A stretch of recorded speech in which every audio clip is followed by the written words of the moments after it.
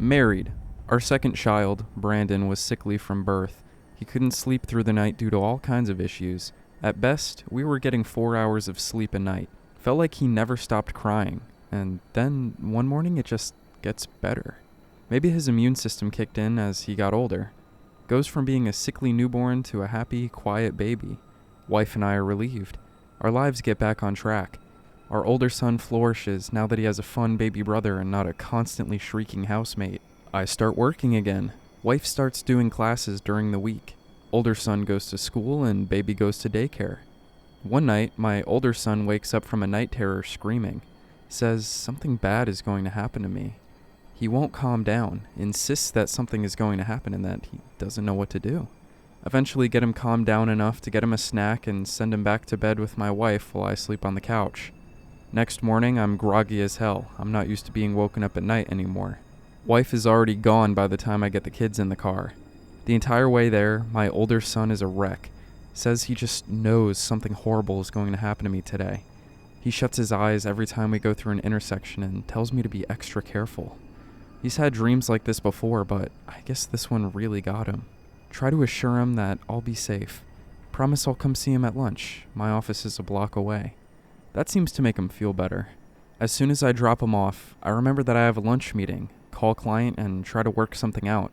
Successfully reschedule, and by the time I finally park the car and get to work, I've got everything straightened out. At lunch, I start to walk over to the school. As I go to cross the street, I remember that I promised him I'd be careful. Decide to wait for the walk sign instead of going for it like normal. Light turns, and I go. Nothing happens.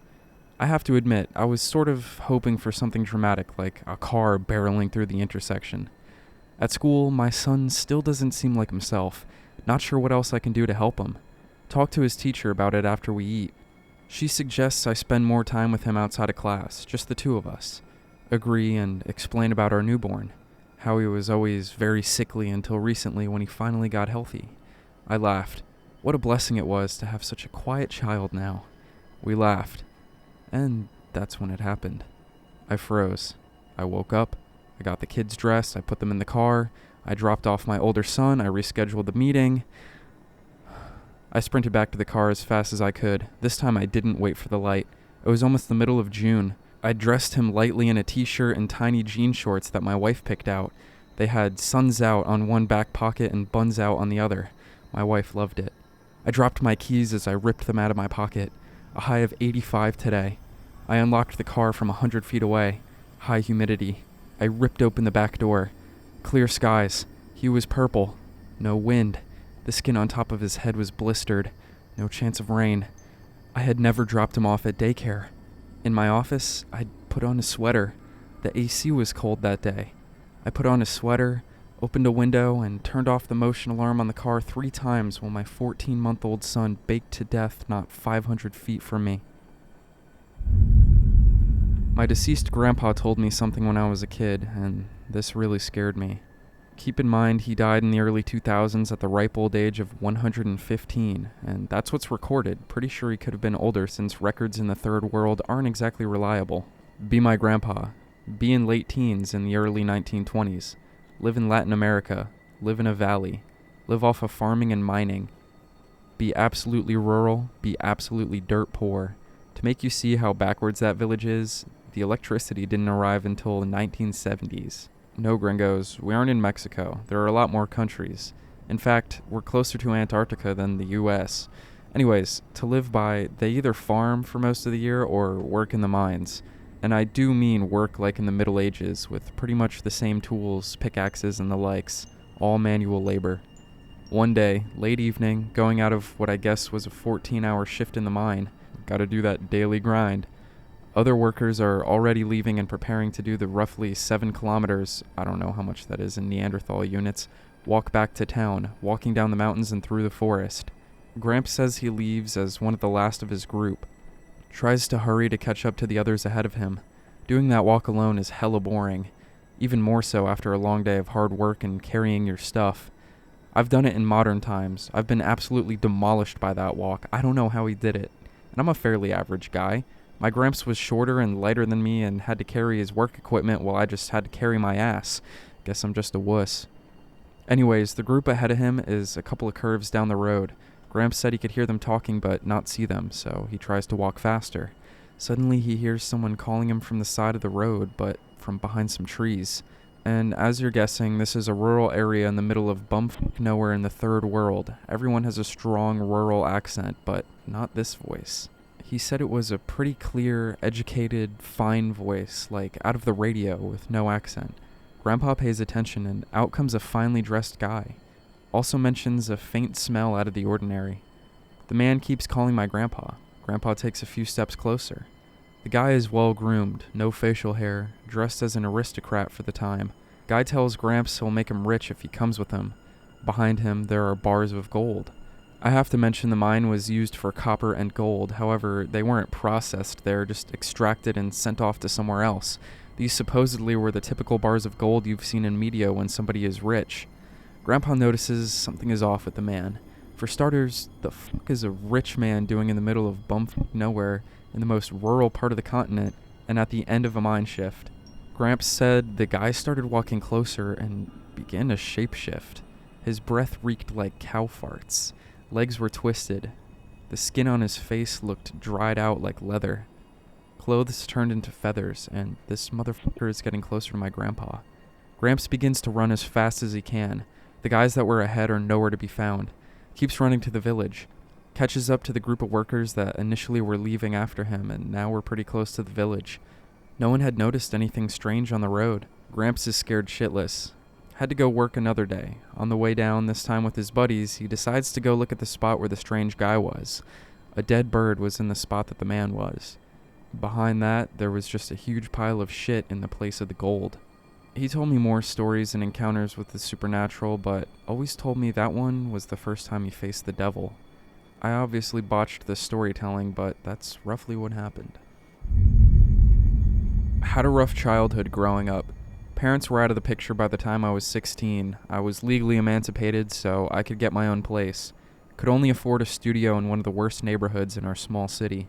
I'm not joking when I say it got to the point that I barely even noticed the gunshots anymore. Fast forward to Christmas of that year. Extremely depressed, completely alone. Just thinking about ending it. Go for a walk on Christmas Eve. Streets are empty. Every house I pass is lit up and cozy.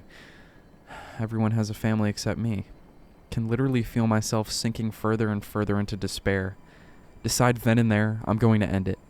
Go to the bridge going across the bay. It's high as fuck, so I know I won't survive the fall, or at least I'll die quickly if I do. Go over to the railing and just wait for a while, kind of just thinking of random things. This is the last time I'll ever smell rain, etc. Eventually, decide it's time. I hoist myself up and get one foot on the railing. What happens next is so fucking weird, I almost can't believe it happened. Almost. From everywhere and nowhere, this intense red light appears. It's like being lit up with a spotlight, except it's not coming from any direction, it's just everywhere. Whatever this light is, I can feel it on my skin. Feels prickly and hot, like stinging nettle. More importantly, I'm literally frozen to the spot. Can't move, can't blink. But wait, it gets even more fucked up. The world melts. As in, everything warps, stretches, and falls away, and now I'm suspended in blackness in that same position. Aware now that something is coming. It's very far away, but I can feel it. I was in this place for fucking eons. The only way I can describe that length of time to you is that you get so used to dying that entire lifetimes just start feeling like blinks. I had enough time to think about every decision I'd ever made and map out path after path and explore what that tiny thing would have done to alter my life. The entire time, this fucking thing is coming. I can sense that whatever it is, it's huge. As in, beyond comprehension huge. I have this image in my mind of a kind of wheel. Almost like one of those water wheels, but not made of separate parts, just one massive single object. I understand that this object will eventually reach me, and that if I don't move out of the way, it's going to erase me from existence. I don't know how I know any of this, but I do. Spend another eternity trying to move my body atom by atom. The wheel makes a sound, by the way. It's like every single sound on Earth cranked to 1,000, just this absolute cacophony. Weirdly enough, also during this time, I sometimes get little spots in my vision that look like fuzzy sea urchins, and I start thinking of them as my guides. Focus all my energy on them and manage finally to move a single toe. Feel this wham, like I've just slammed into the ground from a really large height. Wake up in the hospital. Eventually, a social worker who gets assigned to me tells me what happened. I actually did jump. By some miracle, someone passed by and saw me. Doctor says I was totally relaxed when I hit the ground, so it probably contributed to my survival. Broke damn near everything from my neck down, but lived. Interestingly, one of the things they found was that one of my lats was basically f***ing shredded. Didn't seem to be the result of the fall, seems more like a repetitive strain injury. I don't know if I went to hell or purgatory or some other f***ing dimension, but I went somewhere, and it changed me. Be driving home from a late shift at work. Moon is out, still a very dark night. Live roughly 30 miles outside of town with my cousin. Driving along the interstate for some of the trip, take my turn and start the last part of the drive. 12 miles of dirt road that leads back into the woods. Only have 2 neighbors who live right next to the road I'm on. No one for 12 miles. I'm about halfway home when I come around a bend, maybe going 35, and I see some bright object crossing the road. Swerve just enough to avoid hitting it. Have no idea what it was. It was very small. Replay making that turn and seeing the object a couple of times in my head. Get curious and turn around. Come around the corner and see the object resting on the opposite side of the road, totally still. It's a toy. I get out and approach the toy. The forest is totally dark and totally quiet.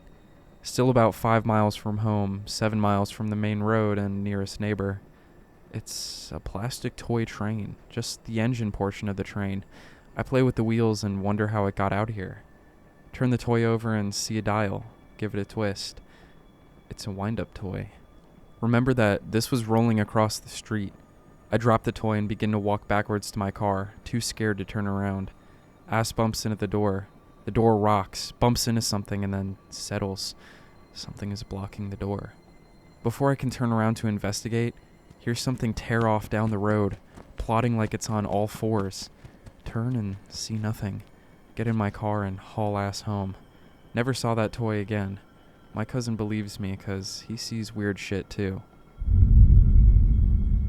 Worst thing I've ever seen? Welder. Been on the job for about 10 years. I've seen a lot of shit.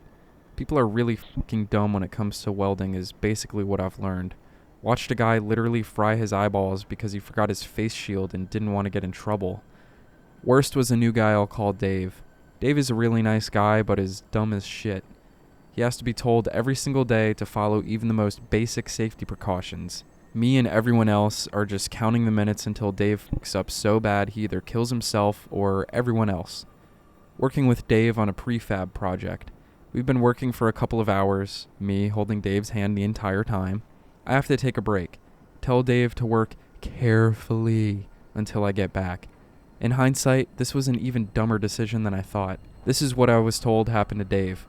Dave has been welding for a few hours. Dave's clothes are covered in shavings from work. Dave does not understand that slag and metal splinters stick to fabric and have to be picked off manually. Dave gets a really good idea.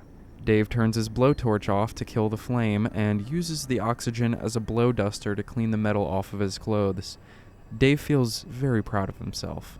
Before anyone can tell him not to, Dave turns his torch back on and goes back to welding. The sparks start to fly.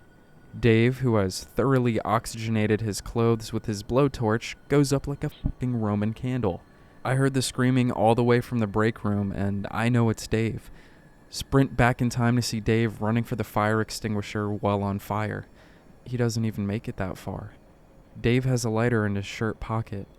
Dave did not listen to me when I told him to take it out. Lighter explodes. Dave's clothes explode. Dave explodes.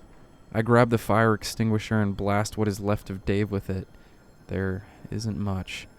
Most of his lower face is crispy. Skin is hanging off of his chest in big strips. Blisters. So many blisters. Dave is moaning. The inside of his mouth is totally raw. Dave inhaled the flames. He's coughing out all this fluid and pieces of his tongue.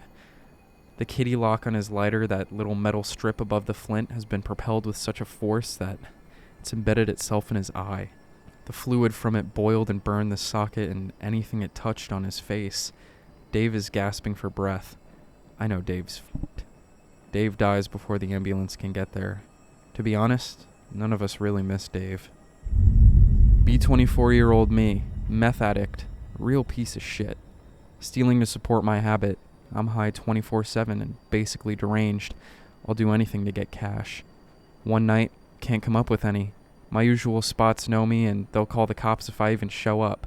Wander around various neighborhoods just thinking. Try to open the doors on a few cars, but I set an alarm off and after that I was too chicken shit to try again. Go down a cul-de-sac. Notice a house with the front door cracked slightly. Think, that's weird.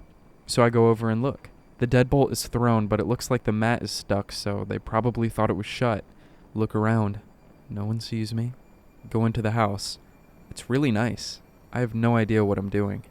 I sit on the couch for a minute and just look around. It's really weird feeling when you're in someone's house and no one but you knows. See a purse on the counter, so go over and grab it. She's got almost $100 in her wallet. Take the whole thing. Decide to take a look around. Turn to leave. A little girl is standing in the doorway, and her eyes are huge. Nearly shit myself. Realize I'm f***ed. She's about to scream. Act out of sheer panic. Grab her and cover her mouth with my hand. She's struggling. I just don't want her to scream. What do I do? Try to whisper to her to be quiet and I'll let her go. Twist her head up so I can say it in her ear. I honestly didn't mean to hurt her and no one will believe me, but I killed her. She went limp and I dropped her. Heard her mom wake up. Sprinted out of the house. Saw her story on the news that night. She was declared dead at the scene. It was cold, so I was wearing gloves and a hat. They never caught me. I got away with it. After attempting suicide a few times, I got clean. Got my shit together. I've been sober for 12 years and I can never confess. Worked construction when I was younger. Sent out to repave a residential road. It's a really rural area, early morning, not a soul in sight. I'm using my roller, going a good steady slow speed.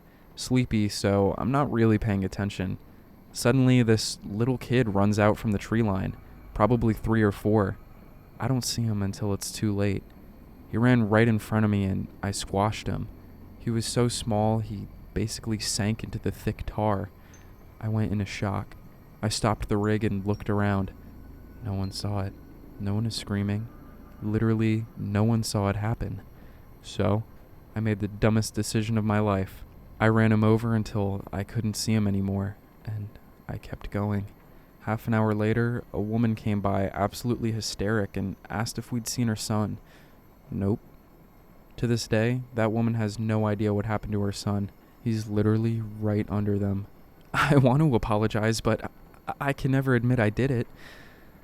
It's too late now anyway. Live alone in a small trailer. I'm at my table reading a book and eating dinner when I hear what sounds like the distant roar of a jet engine. We'd had some really bad storms, so I figured it was probably more thunder. Sound keeps getting louder. It's definitely getting closer. Run to the door and look out at the sky, thinking maybe a plane was going down. Load of trees, so I can't see much. The noise is almost deafening now. It's like there's a f***ing jet engine right on top of my house. The sound is literally making my head throb.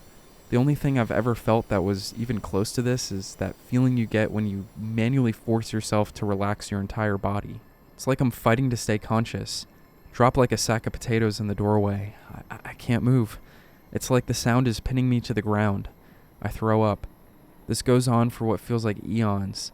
The sound swells in intensity and changes over time, but by the end it sounded much more like some piece of huge industrial machinery as opposed to an engine. Super bright flash of light out of nowhere. Sound instantly stops. I called 911 and they told me a lot of people had reported the same thing and they're not sure what's going on. Also, when I went into my backyard the next day, squirrel is lying at the base of a big tree. Figure it must have been stunned by the sound and fell and broke its neck. Go up to get a better look. Nope. Whatever killed that squirrel, it wasn't a fall. Its eyes were bulging almost completely out of its skull. Looks like it suffered some kind of massive brain hemorrhage. I remember the way my head throbbed when the sound was on top of my trailer. Consider myself lucky. B4 to 5. Live in rural Virginia next to the Appalachian Mountains. Average farmhouse, 2 stories and a basement. Pretty old, dating back to the late 1800s with some refurbishing. Grandma and Grandpa live there, my mom and dad staying as neither had a job. Top floor is rickety and scary as hell, so sleep with Grandma. She collects porcelain dolls and plushies. Enough backstory. Being tucked in by Grandma at around 12 a.m. Dolls look wavy, as if moving on their own. Explain to Grandma. She's a religious woman. Says, you see what others can't. A gift from God. Believe it. Dolls still moving. Shitting bricks at this point. Swear to God they're getting closer. They stare at me, blank and expectant. Hide under the blanket like a pussy. Doze. 3 hours later, wake up. Hear whispering, sounding like a hymn or prayer chant. Grandma is completely asleep. Stick head between pillow and mattress. Uncomfortable but effective. Whispering still goes on. Sounded like it was right above me. How's she sleeping through this shit? Sweat, sweat, sweat more. Feel breathing on my neck, but thankfully it's just Grandma. Most uncomfortable sleep of my life. Next gets worse. 8. Staying for family vacation. Grow balls and sleep with mother and father. This time, no light except moonlight through a shaded window. In bed, peacefully thinking about Hot Wheels or some shit. Fall asleep, still warm. Wake up. I'm at the edge of the bed. Can't move anything but my eyes. They're locked on the door. Remember how the top floor was rickety? This came into play. Here's something bipedal trying to tiptoe to the door. Not Dad. He's right next to me. Not Mom. She's right next to me. Fucking door cracks open. Black figure about 5 feet tall comes out. White eyes. Shining at me like the sun. I want to close my eyes, but I can't. He slides to the edge of my bed. Glares at me with his shining eyes. I can't blink. I can't do anything. Its spine was crooked and dark with a hunchback. It stared at me, sitting on the iron railing. Matted hair came down to its bony shoulders. I swear to God, this thing was nightmare fuel. Black, flaky fingers seemed like they could come off at any moment. It stares. Its eyes were locked on mine. It just sat there until my eyes finally snapped closed and I fell back asleep. Next day, tell Mom what I saw. She says my grandma had seen a shadowy figure just like the one I had seen walking towards the road from our shed. That house is haunted. It's not even a plantation. Now the house belongs to my uncle as my grandmother passed 3 years ago. He hasn't had any run-ins with the Lucky. P6. Have a bunk bed. Hand-me-down for my brother who got a new large bed. Funny stuff has happened on it. Cousin's shorts got stuck on the edge when he was trying to hop off and got stopped dangling. Anyways, I'm scared of heights, so I sleep on the bottom. Middle of the night, wake up. Hear my name. Anon, Anon, Anon. I sleep close to the wall. Flip around and face the wall. See a dangling thing hanging from the post. Fall asleep. How did you fall asleep? Wake up with a large cut on the side of my face. Parents thought I fell. Impossible since I sleep so close to the wall. Parents build a railing on the side. Sleep on the top instead. Get a big boy bed. Bunk bed chopped up for firewood. Nothing since. Be me about 5 or 6 years old. Babysitter makes me go to bed. Night, Anon. Wake up shortly after falling asleep. Some guy in a top hat with greasy long black hair nudging me. Complete stranger. Figure I'm dreaming. Hey, Anon, want to play hide and seek? I'm a child. Of course I want to play hide and seek. Hide in my closet. Throw a bunch of shit over me to conceal myself and inadvertently block the closet door. Wake up to my parents yelling my name and trying to open the closet door. I found out years later that my brother did the exact same thing at the exact same age in the exact same room. Later, my parents tell me and my siblings that someone from the previous family that lived in our house committed suicide in the bathroom we all shared. Maybe ghosts just really enjoy hide and seek? So, my parents used to be big outdoor buffs. My father is an ex-champion hobby boat racer, and my mom was an Alabama-raised country girl. So they always wanted to go camp and sailing and fishing and shit like that when I was little. They went on a trip with some of their friends when I was about 10, read as 16 years ago. And since then, they refused to go camping anymore. Ever. My dad told me this story sometime after I had turned 18. It still makes me wonder, considering the following. My parents moved a lot and only had one set of friends that they really kept in touch with at all times. Danny and Lisa. Danny and Lisa weren't outdoor nuts like my parents were, but they were friends, and it's fun to camp with your friends, right? So they all planned like a 5-day trip to a lake south of where we lived with a creek that was on Danny's father's property. So they could camp on the property and fish all they wanted, then go to the lake with ease. They all left, and everything from now on is from my father's account. He told me this once, and only once, and got drunk after he told me, which is extremely uncharacteristic of him anymore. The first 2 days were normal, just camping, drinking, sharing stories while fishing and boating and water skiing heaven. It was just young adults having fun. The second night, all night, everyone kept hearing weird yelps and barks like two dogs that were in a fight, but were both just hurt and yelping the whole time. They figured coyotes and slept. The next day, they continued on their adventures. That night, they kept hearing those noises, but they were extremely close to camp, so my father and Danny went out to see if they could scare them off, while Mom and Lisa stayed behind, scared out of their minds, hiding in a tent, probably reading the Bible or something. Anyways, my dad and Danny went out to look for these fighting coyotes, searching by following the sound. My dad had a shotgun and Danny a machete. They were hoping to scare the coyotes or whatever they were with a gunshot. They got to a clearing and could hear the noise extremely loud, but it seemed to be from multiple directions, as if the sounds were distant from each other. Now, my dad is a bit of a kook, swears he saw a Bigfoot at 14, but this is different. He just told Danny to go back. No questions, no explanation, just, Danny, we need to go back. So they did, but the sounds didn't fade away this time. Danny nervously asked my dad what was going on, but my dad wouldn't tell him. He just kept shushing him. Danny is a bit of a goofball, hence why I always liked my Uncle Danny, so he thought my dad was getting him back for a prank. He kept nudging my dad and trying to get him to say, "Gotcha," but my dad never untensed. Finally, they got close to the creek, a ways up from the camp, and my dad told Danny to run. Fast. Sprint. And then my dad took off, no remorse. Danny apparently followed, but tripped and called for my dad, but my dad, who tears up and sputters a bit at this part, also uncharacteristic of him, refused to go back for him, even though Danny started calling out for help. Danny was yelling that his leg was broken, it hurt, but my dad just kept running. Then, my dad, my mom, and Lisa all say they heard what sounded like a really, really, really loud cougar growl. Imagine 2 lionesses going at it, amplified by 70 Marshall full stacks. That's how loud they said it was. It made my dad's ears ring. And after that, Danny stopped screaming for help. My dad got back to the camp, and the ladies asked what the f*** was going on. But my dad just said something was out there. My mom, being the practical woman she is, says, "Well, no shit, what is it?" My dad wouldn't answer. Lisa is freaking out asking where Danny is, but my dad just keeps saying he'll be here in a second. A few hours pass by, and the ladies are extremely worried about Danny, while my dad apparently would cringe whenever they said anything. Finally, from the opposite side my dad arrived from came Danny, walking just fine up to the camp, wordlessly.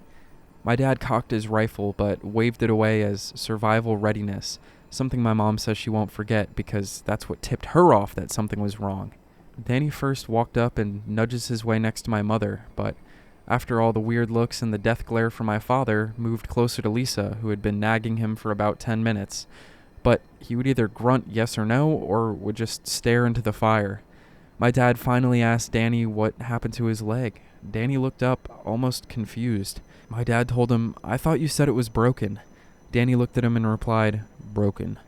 Then, as if on cue, started yelling, "Steve, ow, my leg! I think it's broken!"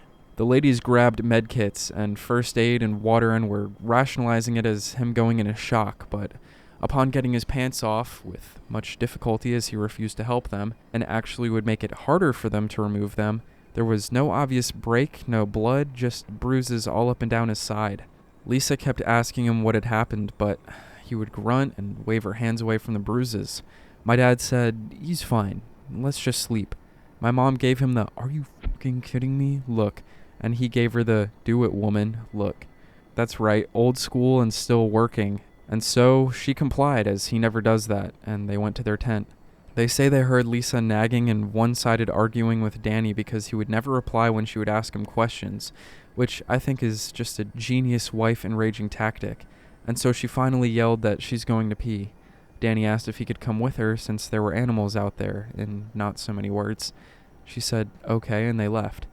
My dad woke up about 10ish in the morning and started making breakfast. Danny and Lisa were gone. My mom asked where they were, but my dad wouldn't reply. After a little while, they both came back, rather unceremoniously and without a word. They weren't holding hands or in each other's arms or arm over the shoulder or anything like they always were, just kind of awkwardly standing next to each other.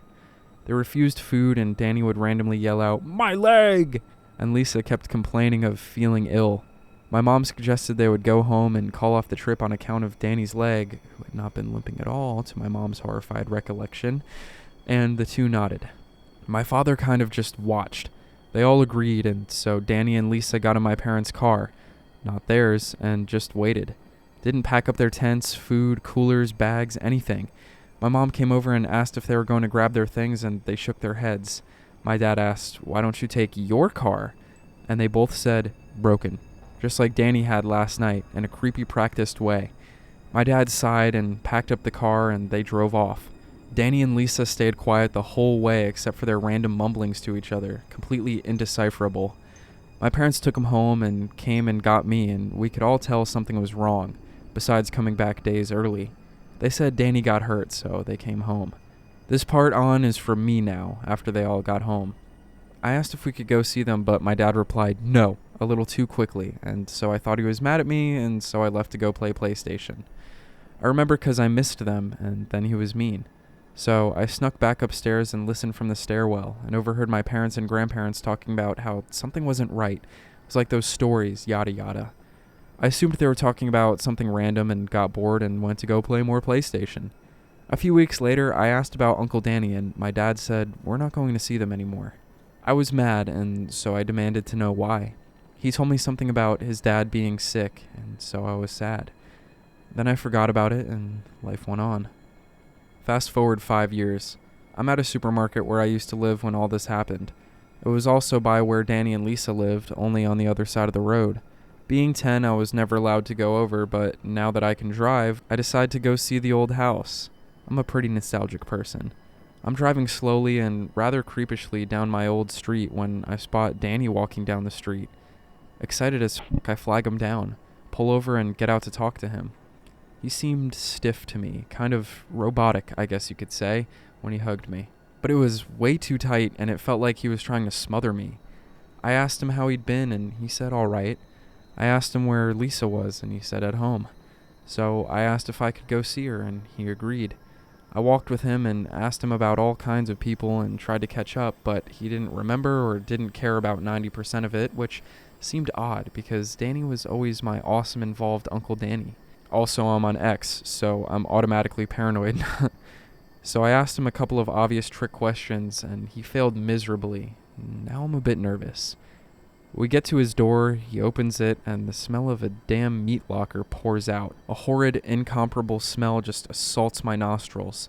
The place is a wreck. Shit is just everywhere. Everything is coated in dust, and nothing looks clean. Laundry is everywhere. No lights are really on, and it's a mess. I'm more than a little freaked out, and I asked him what happened here. He grunted a really weird, almost guttural grunt. So I asked after Lisa, and she yelled from the kitchen, which was just behind a wall facing the room I was in. It wasn't a full wall, with the top not touching the ceiling, so I could smell and hear something cooking. I walked into the kitchen, expecting to see Lisa making some normal food and planning on asking Lisa why Danny was acting weird, but what I saw was unforgettable. She's standing in the kitchen, butt-ass naked, covered in blood, cooking some kind of mangled mess surrounded by thousands of bones. I was just smart enough to notice a pile of collars in the corner, though not until after I intentionally remembered this at home. Pet collars. I yelled and Danny lunged at me. I kind of sidestepped away from him clumsily and ran out the door. Danny gave chase and I got to the car and got out of there as fast as my little blazer could go. I got home, called the police, gave them the address, and went straight to my dad. He punched me in the face and told me he overheard the address. I tried to apologize and he yelled at me, so I yelled at him for lying to me, and so he hit me again. then hugged me and said he was sorry. I tried to ask him, but he rather strongly told me to shut up and forget about it. The police came to my house and told me they didn't find anyone living there, but that my story matched the description and the place was a nightmare. They told me they suspected the previous owners left, and a mixture of wild animals and burglaring homeless people had been living there. My dad, being the ridiculous genius he is, asked why the house hadn't been foreclosed or bill payments hadn't been an issue. The cops stammered and then they said they'd look into it. Apparently, Danny's father had still been paying for it all, as per some agreement when they got married. I still haven't seen them since, and my dad only once told me the story beforehand. My meeting up with them was pure coincidence and only made the story worse. A couple years after all that happened, my dad told me this story, got drunk, and in his drunken stupor that night, he told me he knew what would happen to Danny. He said he knew what they were. Better him than my dad. Okay, I'm going to pronounce things in this story very wrong, so sorry. I lived in the northern part of Sakha, or Yakutia, Russia, for around 10 years, and I've encountered a lot of weird shit there. I'll start with some context. B13 and dad and mom break up because my dad is abusive. Mom loses court case and dad gains custody. After divorce, dad changes and starts seeing weirdos for life advice. Some guy tells him that he needs to cut himself off from society to awaken his third eye or some bullshit. So we moved from St. Petersburg to motherfucking City 5, a town so secluded it didn't even have a name. Life, as you'd expect, was fucking shit and boring. The locals there don't even teach you English, the official Yakut language, or even basic sentences. The locals are cool, though. So on to the paranormal stuff. I'll start with the creepiest one. I've personally never encountered it. In fact, I've only known 3 people who claim they have. But the whole city of 5 is scared of it. We call it the Flat Man. It's said to appear in some of the most rural areas of the region. The best way I could describe is comparing it to a living shadow, but it's more like a void in the shape of a human on the floor. Its shape cannot appear on trees or buildings, only the ground. Apparently, the Flat Man has made entire tribes of people disappear. In 1989, a group of around 10 people went to hunt it. 2 months later, clothing started to wash up in the local river, and it was their clothing. Apart from being wet, the clothing wasn't damaged. The next night, screaming could be heard outside the town. Another time, some guy was hunting deer.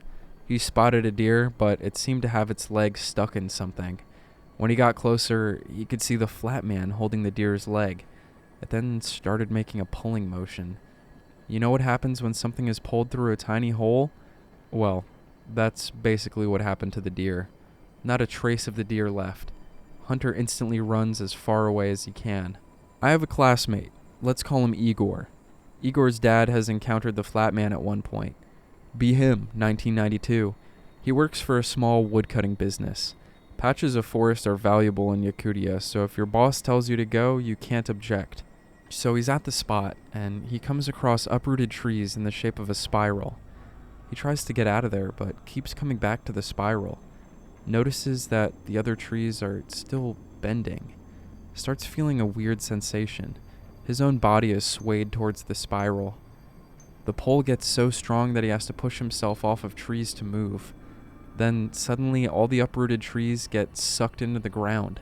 The force of the pole is so strong it breaks one of his arms. He looks over and there's a massive hole where the spiral was. In the hole, he can make out the Flat Man. He starts moving in a swimming motion. See, the Flat Man is called that instead of like Shadow Man because he doesn't move like one. When you turn, your shadow changes shape to reflect that, but the Flat Man can't do that.